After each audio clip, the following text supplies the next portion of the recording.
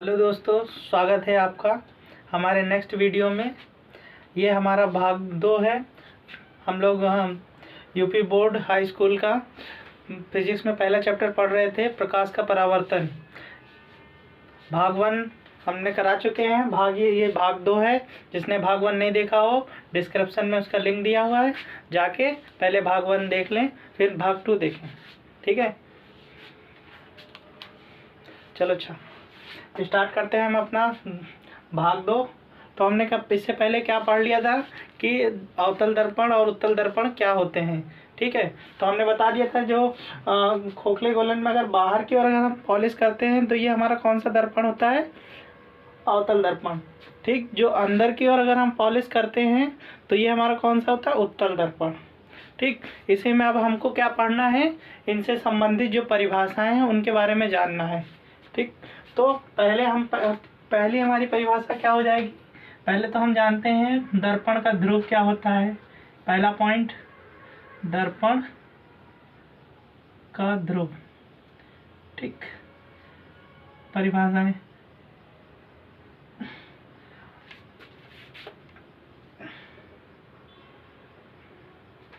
तो ध्रुव क्या होता है, हमारा जो ये परावर्तक तल होता है इसे हम क्या बोलते हैं, परावर्तक तल। तो इस तल का जो मध्य बिंदु होता है उसे हम क्या बोलेंगे, ध्रुव। ये हमारा क्या होता है, दर्पण का ध्रुव।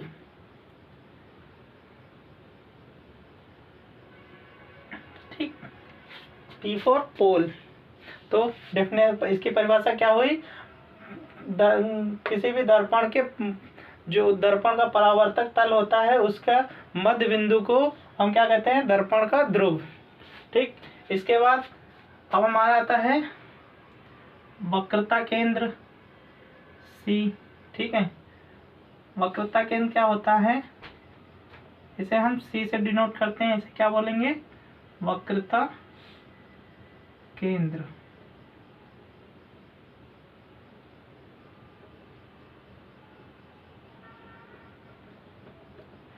ठीक, तो वक्रता केंद्र क्या होता है, कल हमने आपको बताया था कि किसी खोखले गोले से इसको काट के बनाया गया है अवतल और उत्तल दर्पण। तो खोखला गोला कैसे बनाते हैं, कोई एक जो प्रकार से उसका एक केंद्र बिंदु होता है, प्रकार से जहाँ पे प्रकार रखते हैं तो एक केंद्र बिंदु होता है। तो उस केंद्र बिंदु को ही हम क्या कहते हैं, वक्रता केंद्र। ठीक, तो उस जो खोखले गोले का जो केंद्र होता है वही हमारा क्या होगा, वक्रता केंद्र। तो परिभाषा क्या निकल के आई कि खोखले गोले का जो केंद्र होता है वही हमारा वक्रता केंद्र कहलाएगा। ठीक, ये यहाँ से यहाँ तक। अब इसके बाद आता है नेक्स्ट हमारी परिभाषा क्या, फोकस। ठीक है, फोकस ये क्या होता है, एफ फॉर फोकस। इसका हम क्या कहेंगे, फोकस। ये फोकस हमारा बिंदु होता है, फोकस। ठीक, तो इसको हम क्या, फोकस की परिभाषा हम कैसे देंगे। ठीक, फोकस फोकस समझने से पहले हम समझ लेते हैं मुख्य अक्ष क्या होता है। ठीक है, तो मुख्य अक्ष ये हमारा मुख्य अक्ष होता है।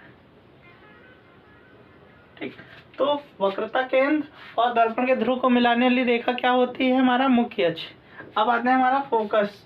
फोकस क्या होता है, किसी भी बिंदु से चलकर कोई भी किरण किसी भी बिंदु से चलकर दर्पण से परावर्तन के पश्चात जिस बिंदु से होकर जाती है उस बिंदु को हम क्या कहते हैं, फोकस। ठीक है,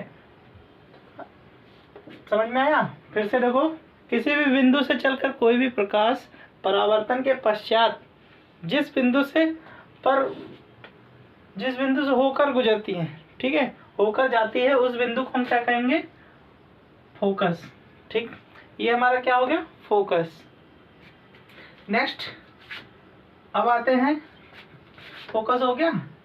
इसके बाद अब फोकस दूरी क्या होता है, तो यहाँ फोकस और दर्पण के ध्रुव के बीच की दूरी को हम क्या कहेंगे, फोकस दूरी। तो यहाँ से यहाँ तक की दूरी को हम क्या कहेंगे, एफ। फोकस दूरी को हम एफ से डिनोट करते हैं। ठीक है, तो डेफिनेशन क्या आई कि फोकस दूरी फोकस दूरी क्या हो गई हमारी, फोकस दूरी। तो सिंपल शब्दों में हम क्या कहेंगे, फोकस और दर्पण, फोकस से दर्पण के बीच की दूरी क्या कहेंगे, फोकस दूरी। इसे हम एफ से डिनोट करते हैं। ठीक, उसके बाद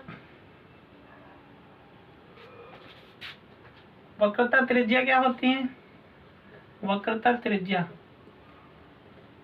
तो जो हमारी वक्रता त्रिज्या होती है वो फोकस की दोगुनी होती है, इसे हम आर से डिनोट करते हैं। तो वक्रता त्रिज्या इज इक्वल टू 2 गुणे फोकस दूरी। ठीक, यानी 2 गुणे एफ। हमारी त्रिज्या किसके बराबर होती है, 2 गुणे एफ, यानी फोकस, वक्रता त्रिज्या बराबर फोकस दूरी। इसको हम ऐसे भी लिख सकते हैं। ठीक, एफ बराबर r/2, यानी हमारी जो फोकस दूरी होती है वो वक्रता त्रिज्या की आधी होती है। ठीक है, तो ये हमारी हो गई परिभाषाएं। ठीक, इसके बाद हम क्या पढ़ेंगे नेक्स्ट, इसको रफ कर दें। तो नेक्स्ट हम क्या बता रहे हैं कि गोलीय दर्पण में प्रतिबिंब बनने के नियम, क्या सब इनके नियम है, क्या शर्तें हैं। सबसे पहला शर्त क्या है कि कोई भी किसी भी बिंदु से चलकर, कोई भी रेखा किसी भी बिंदु से चलकर दर्पण से परावर्तन के पश्चात जिस बिंदु से फोकस से निकल के जाएगी, ठीक है,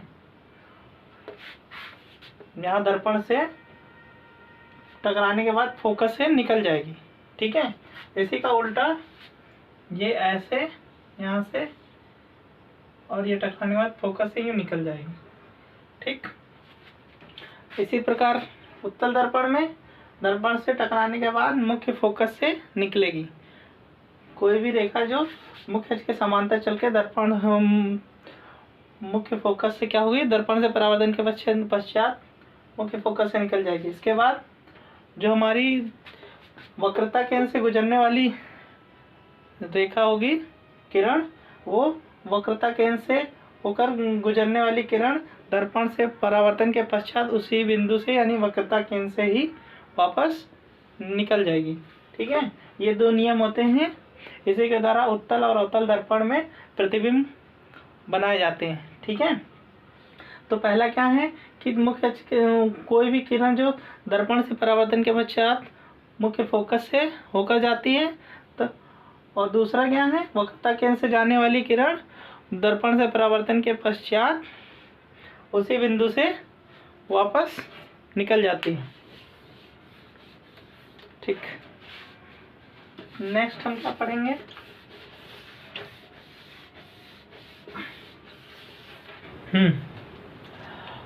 दर्पण से वस्तु की दूरी को हम किससे डिनोट करते हैं, u से, और दर्पण से प्रतिबिंब की दूरी को हम v से, और फोकस दूरी को f से। तो वस्तु की दूरी और प्रतिबिंब की दूरी तथा फोकस की दूरी में तीनों में संबंध क्या होता है, 1/f is equal to 1/u plus 1/v। तीनों में क्या संबंध होता है, अगर हमें वस्तु की दूरी और फोकस दूरी दी हुई रखी है तो हम प्रतिबिंब की दूरी निकाल लेंगे। फॉर्मूला क्या होता है, 1/f is equal to 1/u plus 1/v। ठीक है, इसी प्रकार आवर्धन क्षमता निकालने का कहेगा, यानी वस्तु की लंबाई, यानी जो वस्तु की लंबाई या प्रतिबिंब की लंबाई निकालने का कहेगा, तो सीधा सीधा हमारा क्या क्वेश्चन फॉर्मूला होता है, -i/o, i for image, o for object. मानी मतलब प्रतिबिंब की माइनस प्रतिबिंब की दूरी बटे वस्तु की दूरी, ये हमारी क्या हो जाएगी, आवर्धन क्षमता निकालने का सूत्र होता है। ठीक है, इसके बाद क्या पूछा जाता है, उत्तल अवतल दर्पण का उपयोग। तो अवतल दर्पण का उपयोग हम कहाँ करते हैं, जो दाढ़ी बनाने वाले शीशे होते हैं उन सब में किसका यूज किया जाता है, अवतल दर्पण। और उत्तल दर्पण का जो गाड़ी की हेडलाइट जितनी भी होती हैं सब उत्तल दर्पण का यूज़ किया जाता है। ठीक, इन दोनों को हम कैसे पहचान सकते हैं कौन उत्तल है कौन अवतल है, तो स्पर्श करके, अगर उभरा हुआ होगा तो ये उत्तल होगा और फ्लैट होगा तो समतल होगा, ठीक है, और गड्ढे में होगा तो तुम्हारा अवतल हो जाएगा, ठीक है। तो ये हुआ हमारा प्रकाश का परावर्तन, ठीक है। इसमें हमने क्या क्या पढ़ा, उसके नियम पढ़े, प्रकाश क्या होता है, ये सब पढ़े, ठीक। और प्रतिबिंब में फोकस दूरी और वस्तु की दूरी और इमेज प्रतिबिंब की दूरी कैसे निकालेंगे, ठीक, उसका फॉर्मूला। तो ये हमारा पहला चैप्टर ख़त्म हुआ। इसके क्वेश्चन जो न्यूमेरिकल्स हैं हम किसी दूसरी वीडियो में कराएंगे।